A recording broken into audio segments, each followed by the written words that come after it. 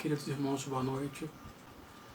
Na noite de hoje, nós iremos continuar estudando o livro Jesus e o Evangelho à luz da psicologia profunda do Espírito Jana de Ângeles, psicografado por Divaldo Franco.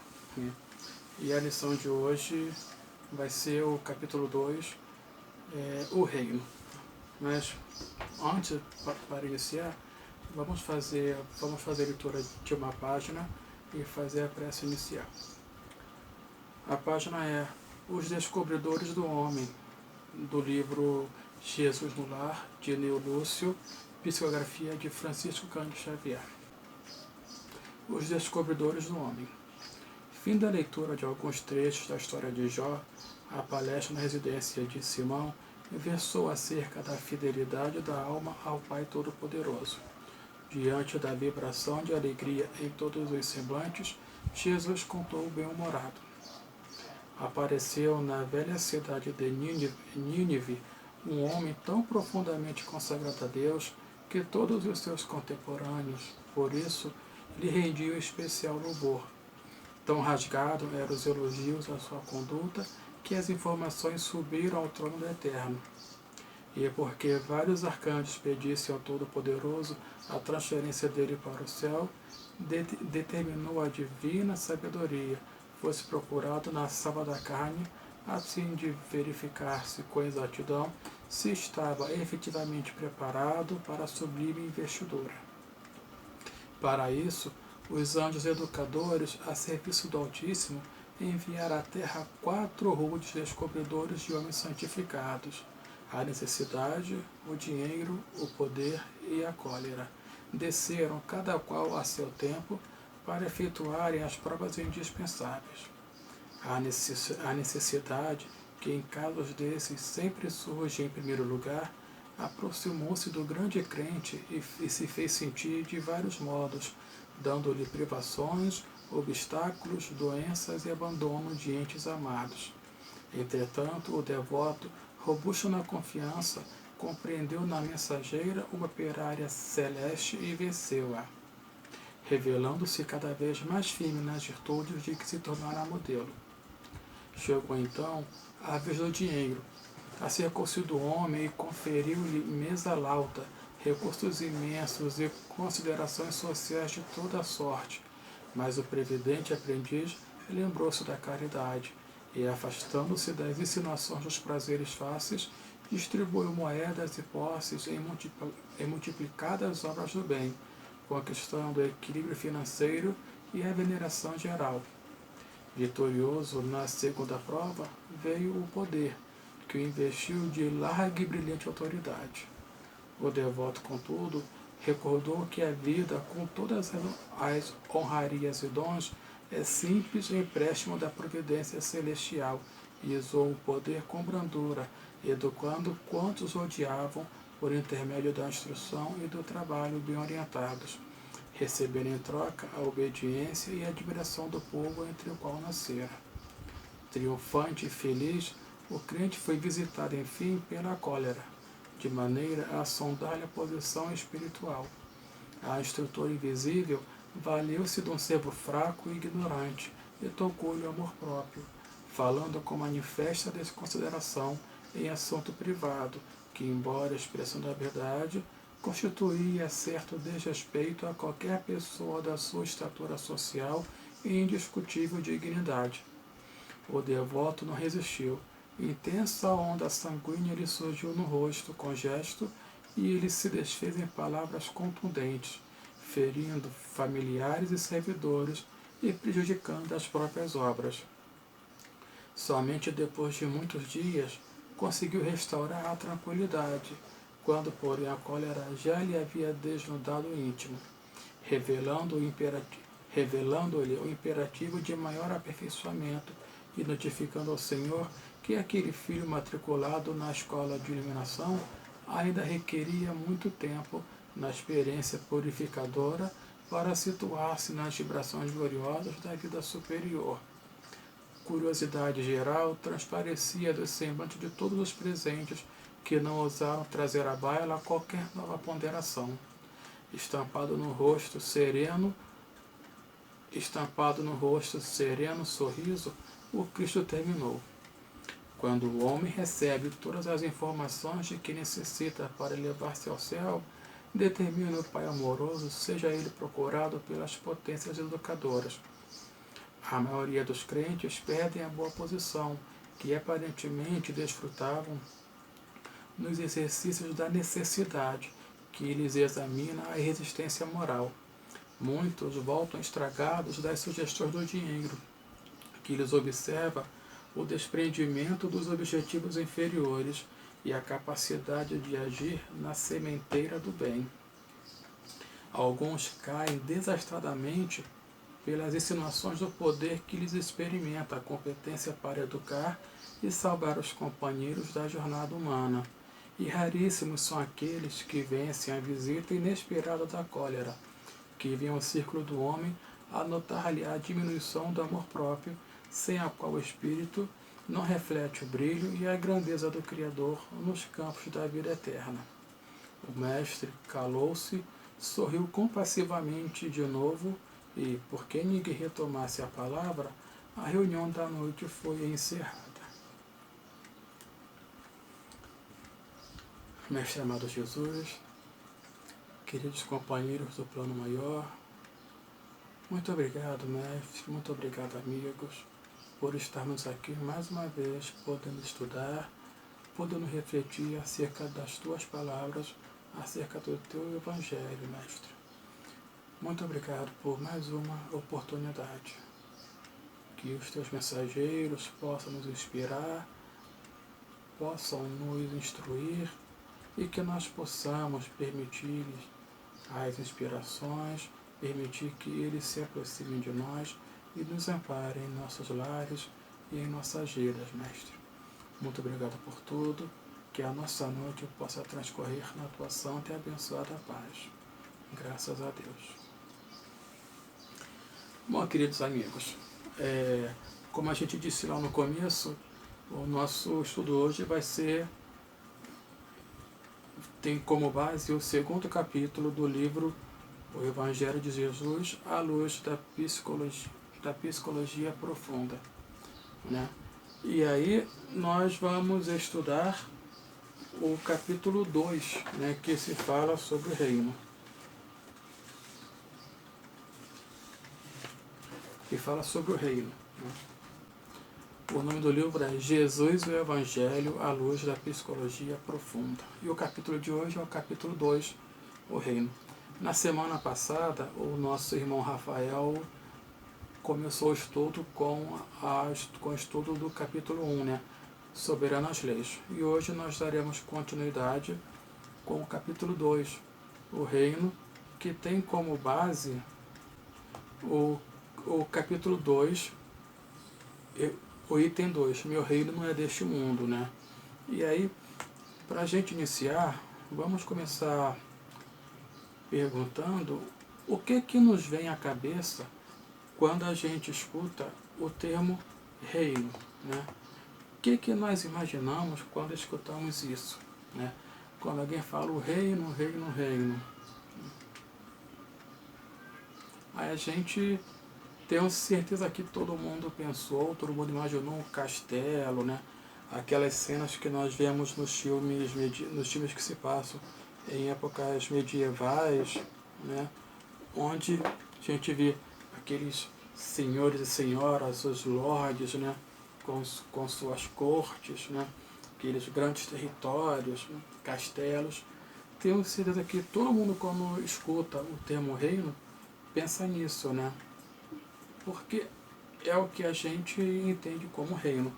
Não só hoje, como também naquele tempo, né? Tanto que nesse capítulo do Evangelho, que é meu reino não é deste mundo, começa com a seguinte passagem bíblica, né? Pilatos, tendo entrado de novo no palácio e feito vir Jesus à sua presença, perguntou-lhe: És o rei dos judeus? Respondeu-lhe Jesus: Meu reino não é deste mundo. Se o meu reino fosse deste mundo, a minha gente houvera combatido para impedir que eu caísse nas mãos dos judeus. Mas meu reino ainda não é aqui. Disse-lhe então Pilatos: És, pois, rei? Jesus lhe respondeu: Tu dizes, sou rei. Não nasci e não vim a este mundo senão para dar testemunho da verdade. Aquele que pertence à verdade escuta a minha voz. Isso está registrado em João, capítulo 18, versículos 33, 36 e 37. Como a gente pode perceber, nós não fomos os únicos que entendemos que quando pensamos em reino, quando vimos esse termo, a gente já imagina um grande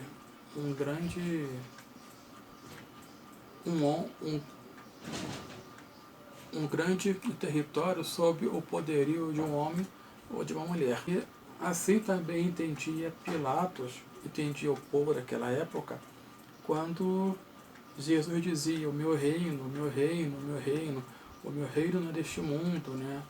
Porque ele estava dizendo da vida verdadeira, né?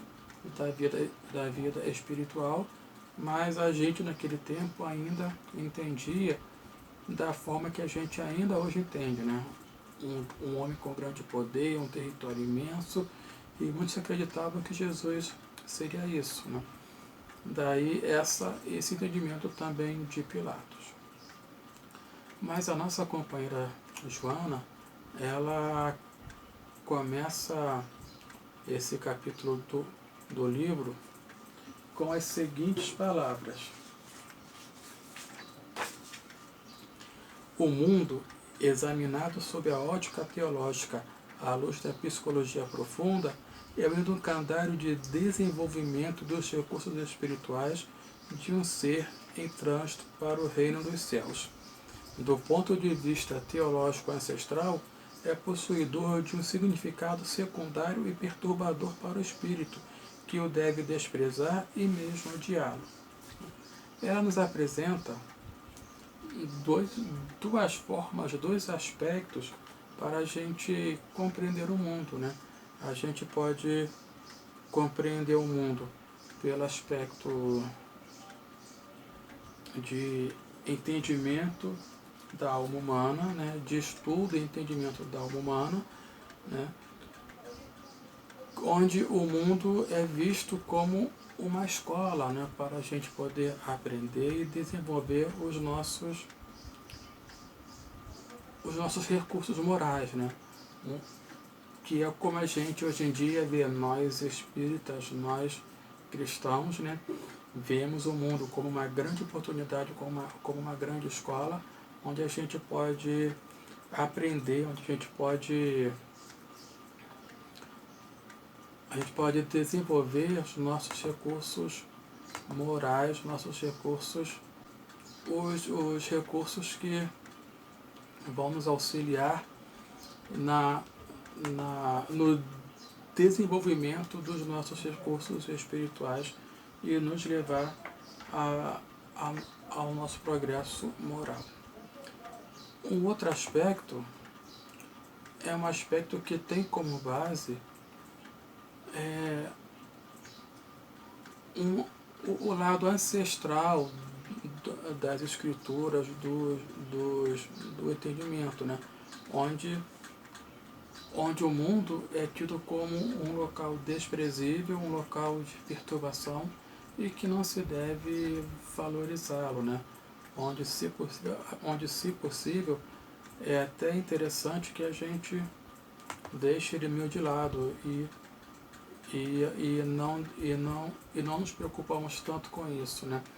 Nem com o aspecto do nosso bem-estar físico, nem com o aspecto da sociedade como um todo, né? E ela nos diz que esse entendimento teve como seu apogeu na Idade Medieval, onde houve um grande relaxamento com a questão desse bem-estar físico, desse bem-estar social, inclusive onde se dava muito mais importância àqueles companheiros que se isolavam na tentativa de encontrar a Deus, encontrar a paz interior, né? Quando a gente hoje em dia sabe que a gente aprende muito mais, é muito mais valorizado quando a gente convive com o outro, quando a gente aprende e ajuda o outro a crescer também.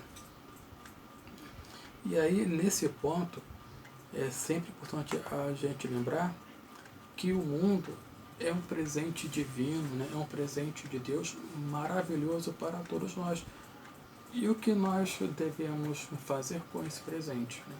O que nós fazemos com o presente que nós ganhamos no nosso dia a dia, né?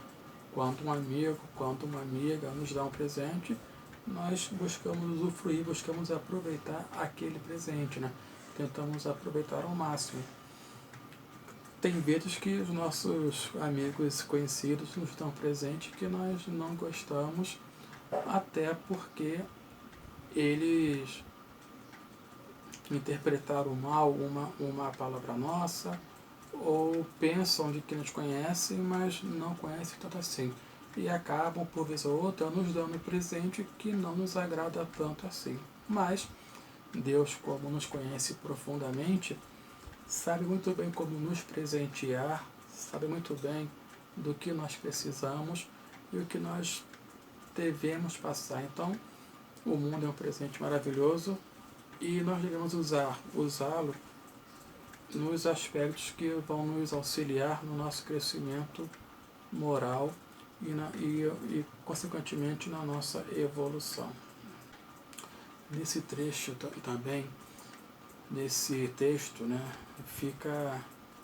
já nos fala que Cristo em momento algum criticou ou maldisse o mundo, né? Pelo contrário, né?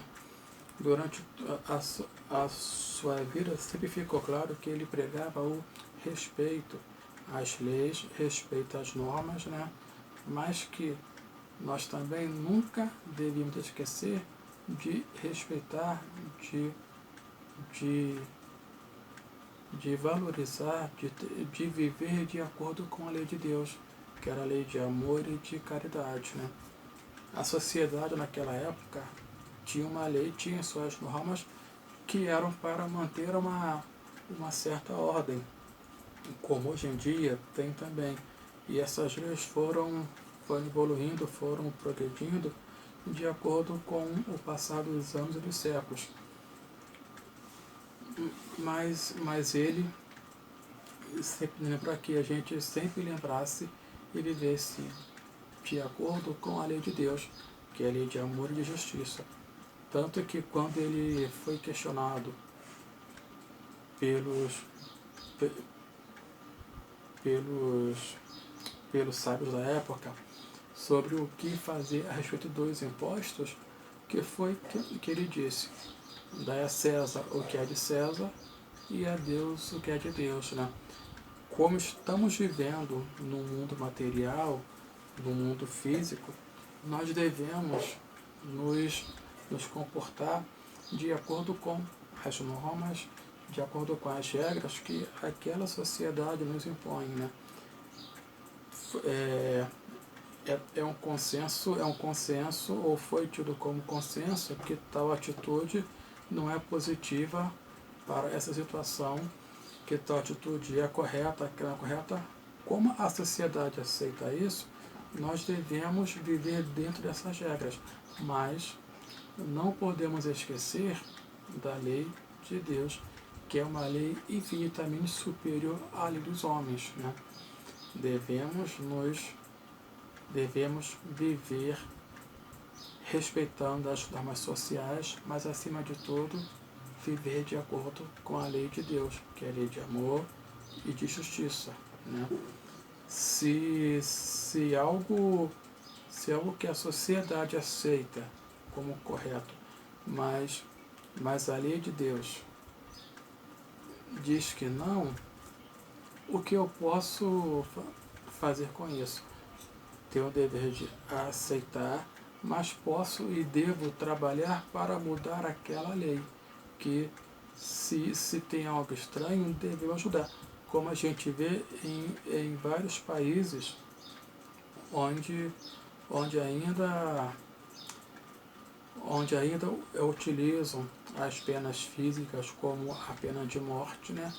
Se a lei de Deus nos diz que devemos amar, devemos ser justos, nós temos o direito, temos o dever de tentar modificar essas leis.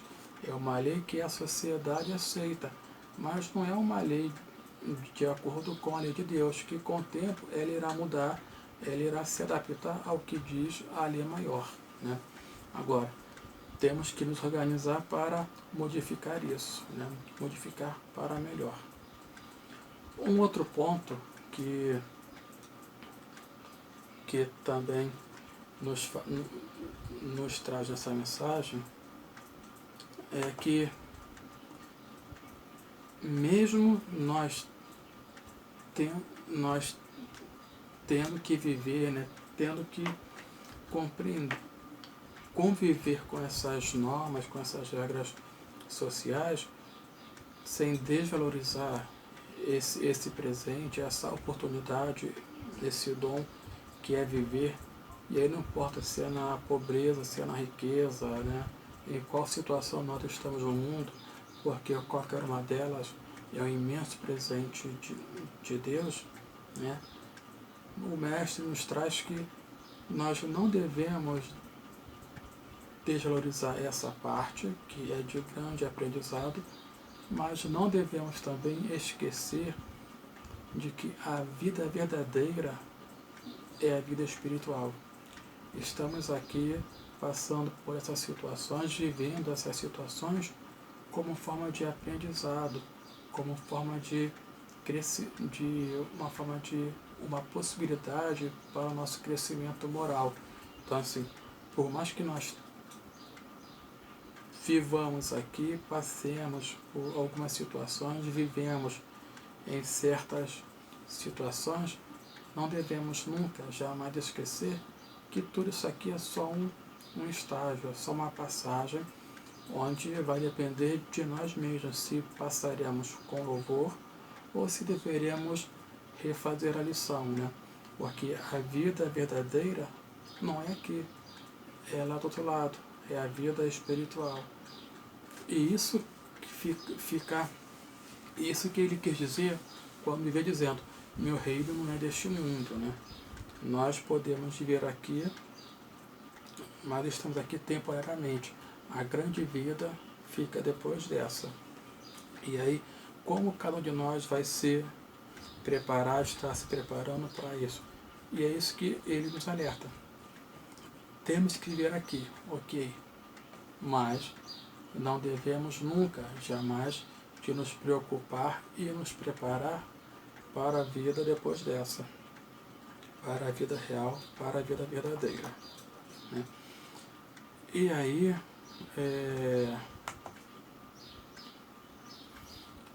quando a gente vai tentar, quando a gente pega as lições, né,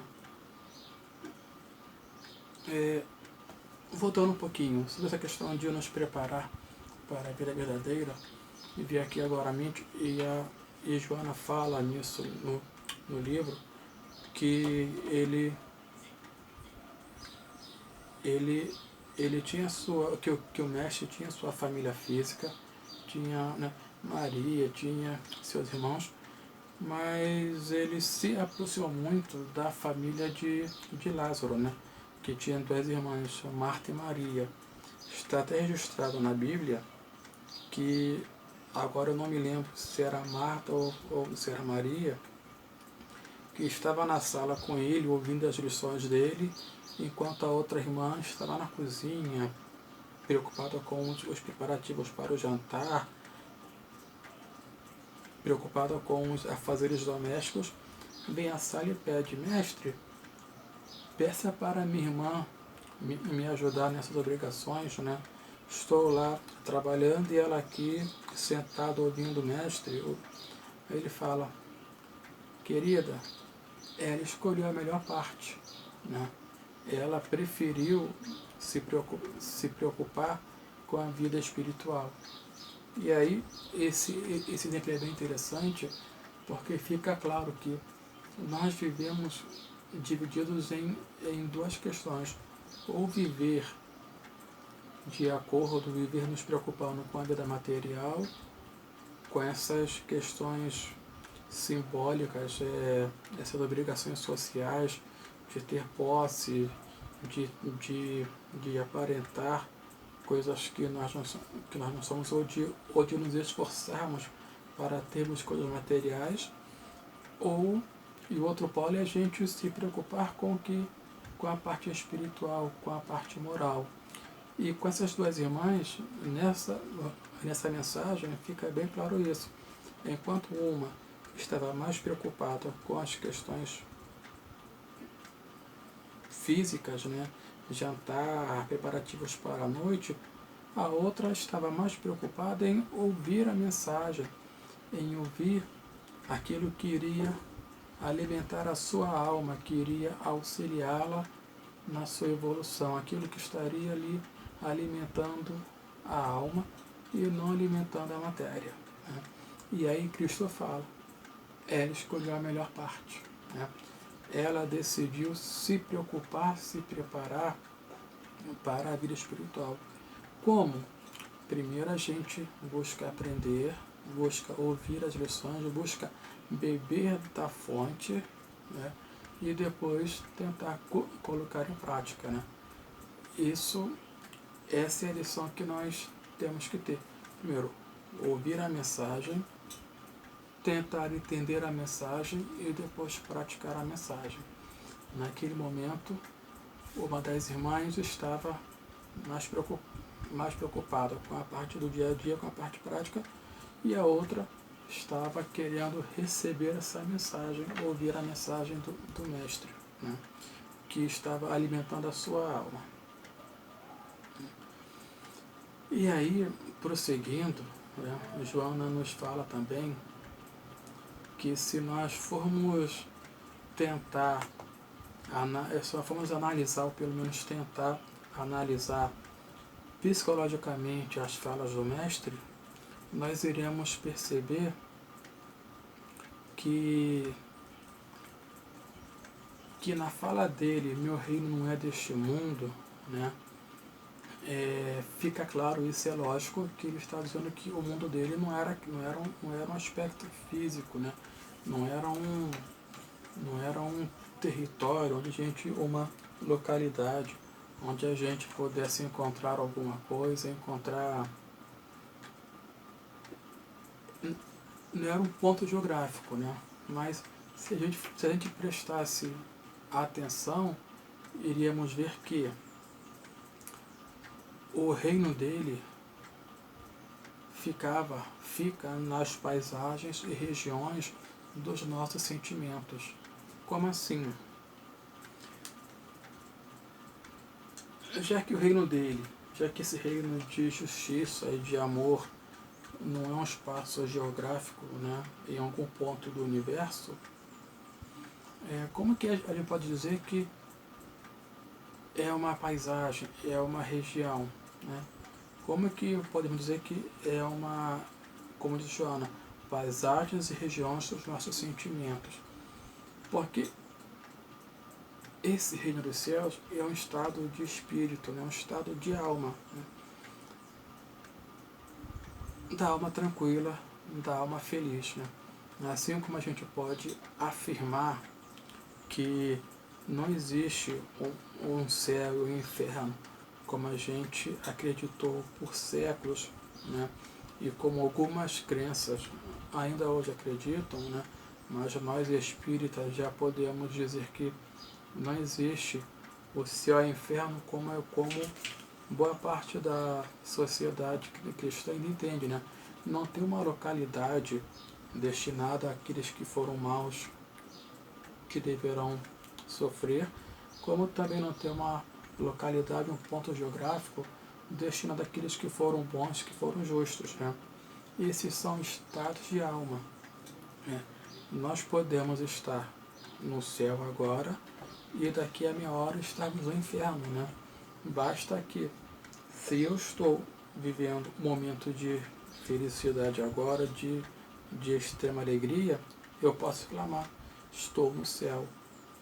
Mas basta uma mudança de vento, basta uma notícia de que eu receba, para que eu saia desse estado de felicidade, para que eu saia desse céu e caia num estado de tristeza, de dor profunda, que caia no inferno, né? Que aí eu fico perturbado, fico preocupado com as situações, com os acontecimentos e perco a minha calma, perco a minha tranquilidade. Me perco dessa região, dessa paisagem do meu sentimento de paz, de tranquilidade e caminho em direção a uma paisagem onde reside a perturbação e o nervosismo, né? Então, assim, por isso que quando a gente analisa essas falas dele, e aqui a nossa angelical irmã nos informa, é isso, né? Que é um estado de espírito, né? Como estará o nosso pensamento, como estarão os nossos sentimentos, como estará o nosso reino, né? Se nós estivermos numa paisagem espiritual, numa paisagem sentimental, de paz, de tranquilidade, de consciência tranquila, nós estaremos adentrando, nós estaremos convivendo com Jesus no seu reino de paz e de amor, né? A gente pode dizer isso como os grandes mensageiros, né? Francisco, né? Ele não precisava de grandes posses, de muita coisa para estar feliz, né? Ele vivendo com muito pouco materialmente, mas transbordava uma alegria imensa e contagiava as pessoas à sua volta. Mais contemporâneo ao nosso tempo, temos esses grandes vultos, né? Madre Teresa, né? Chico Xavier, o nosso Chico, né? Que é assim, quem se aproximava dele dizia que ele emanava uma tranquilidade, uma paz espiritual profunda, né? Então, assim, essas pessoas, elas, se não residem, já estão bem encaminhadas para residirem nessas paisagens sentimentais mais tranquilas, né? Nessas paisagens sentimentais, nessas regiões sentimentais onde reina o amor e a paz, né? E é onde está situado o reino do Cristo, né? A gente lembra agora que nós, como falei anteriormente, né? Nós temos situações que nós estamos super tranquilos, super de bem com a vida e parece que estamos no céu, né? Nós também temos situações onde a gente está super agitado, super perturbado e parece que estamos vendo no inferno. Como muitas vezes nós acabamos que dizemos isso, mas que inferno é esse que eu estou vivendo? Que vida é essa? Que vida infernal? Quando, na verdade, somos nós que estamos escolhendo parar naquela região de um sentimento negativo, né? Nós temos diversos companheiros, espíritas ou não, que passaram por enormes dificuldades, mas ainda assim decidiram residir, decidiram parar nas regiões de sentimentos tranquilos, de sentimentos de paz, né? Chico foi um desses, né? Quando, numa infância de muita dor, numa vida inteira de perseguição, até que as pessoas começassem a respeitá-lo, né? Mas ele decidiu ficar numa região de tranquilidade e de paz espiritual, né? Lembrei agora de um companheiro que já desencarnou, que viveu na região de Bangu, o Orion Costa, né? Que mesmo com tanta dificuldade, ainda jovem, ele ficou impedido de andar, viveu a sua infância na região de Senador Camará, depois se mudou para Bangu, né? Mesmo com tanta dificuldade, estava sempre em paz, sempre tranquilo, decidindo viver naquela região sentimental positiva e acabou deixando como legado uma obra que a gente conheceu como Ação Cristã Vicente Moretti, né? Que é o grande legado dessa encarnação dele, e alguém com tanta dificuldade, com tanta dor, decidiu viver numa região sentimentalmente positiva e deixou esse legado para nós, né? Outro companheiro que as pessoas falam muito do Amazona Hércules, que vivia lá na colônia de Curupaiti, né? Sempre de bem com a vida, sempre animado, mesmo numa situação física não muito boa, mas estava sempre animado, pronto para ouvir os outros, conversar, dar bons conselhos, né? Isso nos traz o quê? Que se nós fizermos um esforço para, mesmo com tantas dificuldades, vermos um lado bom nisso, buscarmos aprender com essas situações, buscarmos utilizar esse presente que nos é apresentado de forma positiva, de forma para que a gente possa aprender, nós iremos crescer muito com isso. Nós iremos estacionar numa região sentimental positiva, sentimental boa, né?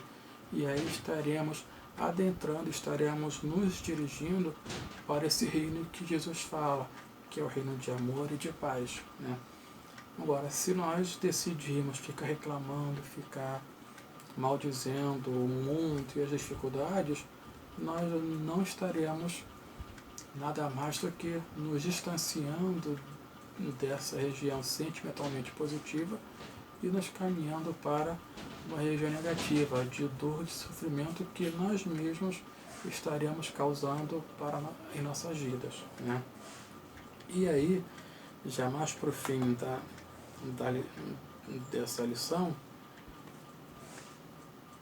ela nos afirma, ela nos diz que assim,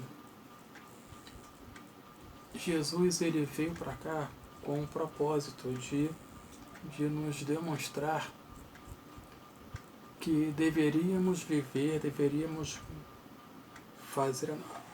transformar as nossas vidas de forma a entender que a parte material era importante, sim, mas não era a parte decisiva para nós, criaturas de Deus, criadas para a perfeição, criadas para evoluirmos, para progredirmos sempre, né? A vida material era importante, sim, mas não era o essencial, né? Não era o que mais importava naquele momento. Nós deveríamos começar a nos preocupar com a vida espiritual, que é a vida verdadeira. Ele veio com esse intuito de nos exemplificar isso, através do amor, através da humildade. Mas sabia que nós não conseguiríamos entender a lição, que nós teríamos muita dificuldade, pois ainda éramos ignorantes, né? Se nós hoje, tantos séculos depois, ainda temos dificuldade para entender as suas palavras, imagine naquele tempo, né? 2000 anos atrás, quando ainda éramos muito brutos, né? Quando o nosso intelecto ainda não estava tão desenvolvido, né? Teríamos essa dificuldade. Nós estávamos acostumados a viver preocupados com as coisas práticas, com as coisas materiais. Como que nós iríamos começar a nos preocupar com a parte espiritual, com a parte etérea, com algo de que nós não conseguíamos ver, né? Naquele tempo, o grande império era o Império Romano, que ainda tinha como os deuses algumas características da natureza. Ainda haviam, né, tinham os seus símbolos de pedra, tinham os seus ídolos de pedra.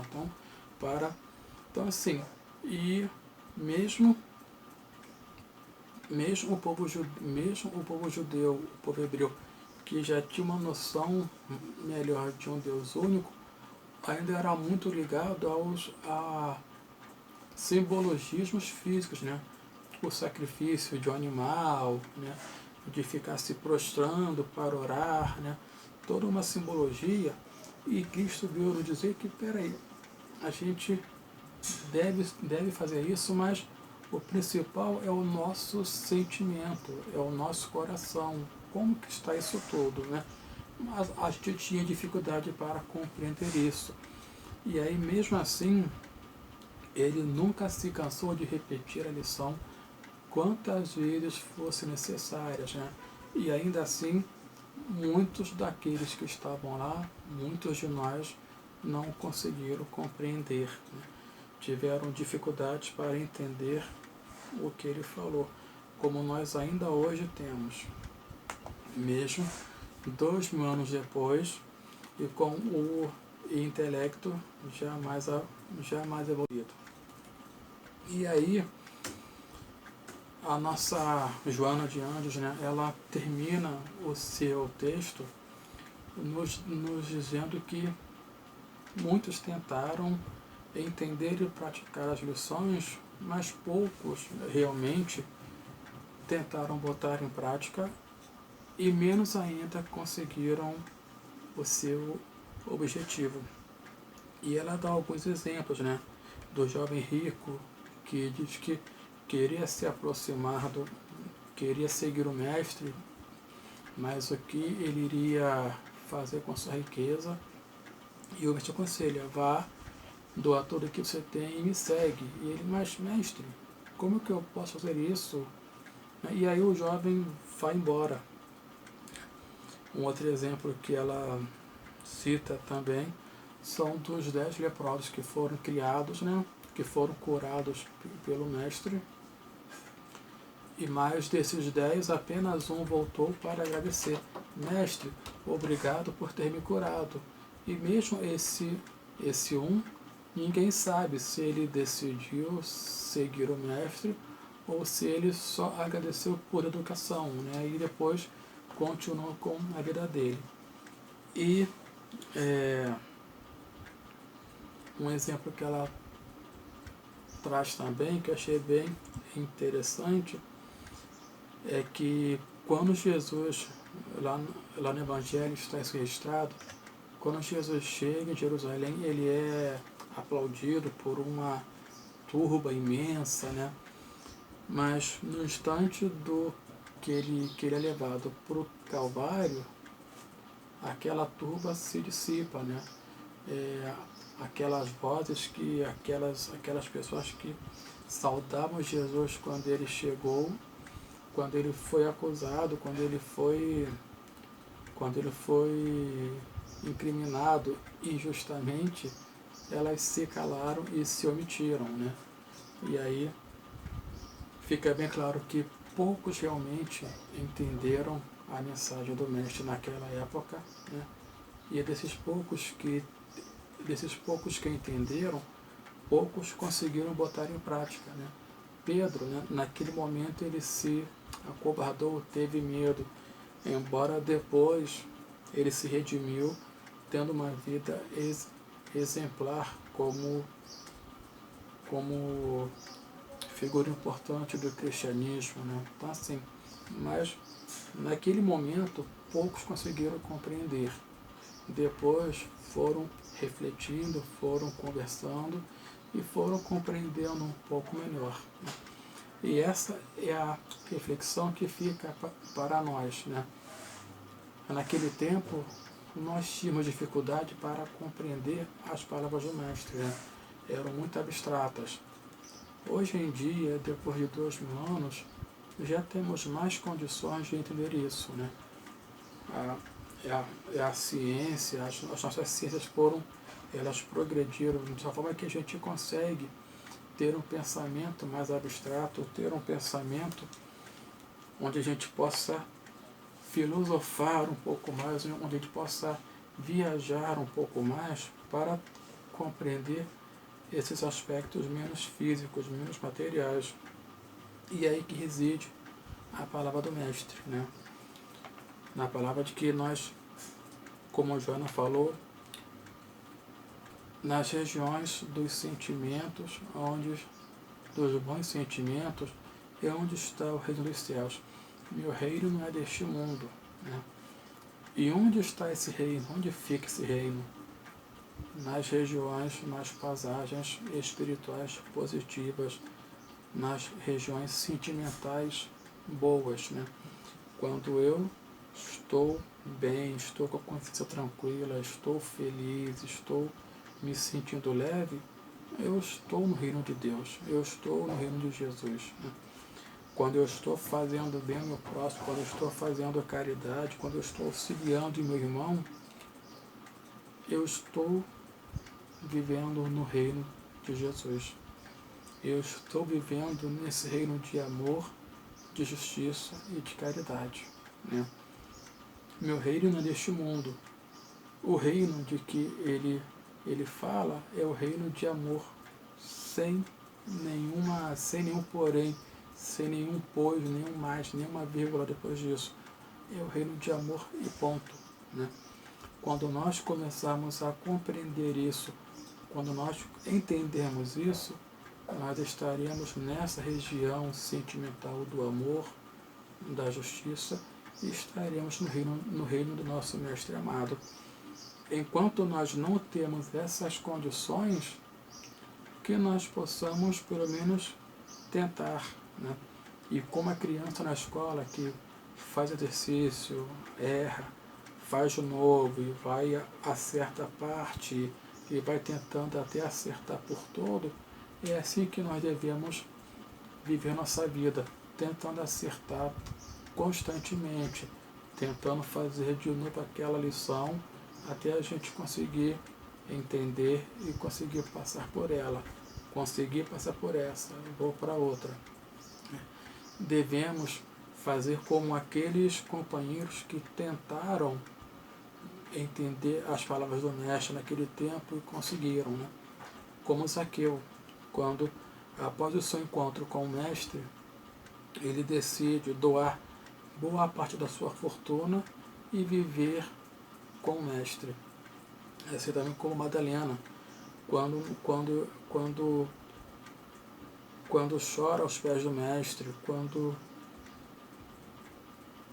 quando decide segui-lo de vez, né? Quando decide ser uma seguidora dele, quando decide viver de acordo com o que ele trazia, assim como a nossa irmã, que foi tida como mulher adúltera, né? Onde ele fala, cadê aqueles que te julgaram? Todos foram embora. Ele fala, eu também não te julgarei, vai e não peques mais. Ela continuou a caminhada, seguiu o Mestre e foi uma das grandes mulheres daquela época, onde auxiliou onde ajudou muitas almas, onde ela entendeu a mensagem e colocou em prática. Que nós possamos ser como esses irmãos, né? Que nós possamos viver nossas vidas tentando a todo instante seguir e colocar em prática os preceitos do Mestre, para que nós possamos ser dignos de viver no reino dele, que é o reino de amor, de paz e de justiça. Meus irmãos, essa era a nossa reflexão que a gente trouxe para hoje, baseado no capítulo 2 do Evangelho e no capítulo 2 do livro Jesus do Evangelho à luz da psicologia profunda, né? Esperamos que os irmãos possam, depois de ler o livro, ler os outros capítulos, possam estudar.